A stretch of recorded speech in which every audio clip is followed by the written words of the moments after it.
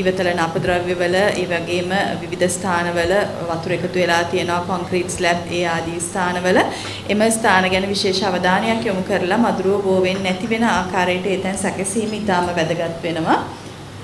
මේ අනුව බලනකොට මේ අවස්ථාවේදී මේ සතිය පසුගිය සති දෙක අතර කාලය තුලදී අපේ අධ්‍යවදානම් ප්‍රදේශ ලෙස ජායල මිනුවන්ගොඩ ගම්පහ බියගම දොම්පෙ කියන ඒරියා ප්‍රාදේශීය ලේකම් කොට්ටාශ හඳුන්වන්න පුළුවන්. ඒකෙනුත් දැන් මේ අවස්ථාවේදී ජායල මිලේනියම් සිටි එකේ අවුට්බ්‍රේක් එකක් යනවා. ඒ පිළිබඳවත් විශේෂ අවධානයක් යොමු කරන්න ඕනේ. පහුගිය සති කිහිපය තුළ ගම්පහ ටවුන් එකේ අවුට්බ්‍රේක් එකක් ගියා. ඒක දැන් කන්ට්‍රෝල් කරලා තියෙන්නේ. ගරු නගරාධිපතිතුමත් ඒ කටයුතු සඳහා විශේෂ අවධානයක් යොමු කරලා සහායක් ලබා දුන්නා.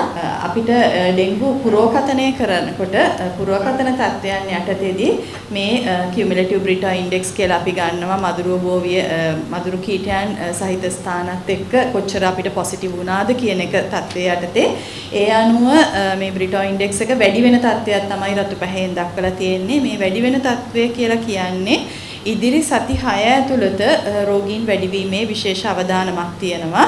ඒ නිසා අපි මේ පිළිබඳව විශේෂයෙන්ම කටයුතු කරන්න ඕනි. එසේ නැති වුණොත් අපිට දෙසැම්බර් ජනවාරි වගේ වෙනකොට ඩෙන්ගු අධිවර්ධනයක් දක්නට ලැබෙවි දිස්ත්‍රික්කය තුළ. ඒක වළක්වා ගැනීම සඳහා පූර්ව ක්‍රියාමාර්ගගෙන අපි ඒ පුරෝකථනය සිදු වෙන ආකාරයට රෝගීන් අධිවර්ධනය වීම වළක්වා ගැනීමට දැම්මම කටයුතු කරන්න ඕනේ. ඒකම මේ වර්ෂා සමයත් සමග සමහර ප්‍රදේශවල සුළු ගම් වතුර තත්ත්වයකුත් තියෙනවා. ඒකම කුඹුරු වැඩ සිදු කරන කාලවකම අනුවත් වෙනවා.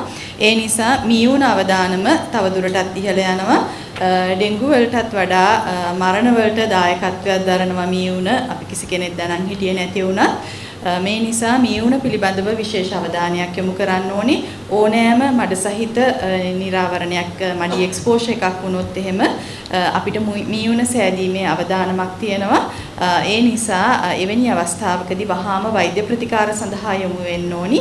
ඒ වගේම කුඹුරු වැඩ කරන කට්ටිය මියුන සඳහා විශේෂිත වූ ප්‍රතිකාරයක් තියෙනවා ඩොක්සිසයික්ලින් ප්‍රොෆිලැක්සිස් එක. ඒක ලබා ගැනීම සිදු කරන්න ඕනේ සියලුම සෞඛ්‍ය වෛද්‍ය නිලධාරී කාර්යාලය ඒ වගේම සියලුම මහජන සෞඛ්‍ය පරීක්ෂකවරුන් හරහා එම ප්‍රතිකාරය නොමිලේම ලබා ගන්න පුළුවන්. ඒ සඳහාත් යොමු වීම ඉතා වැදගත් සහ මහජනතාව දැනුවත් කිරීම ඔබ ප්‍රදේශවල ඉන්න ඉතාම වැදගත් වෙනවා. Lanka Voice TV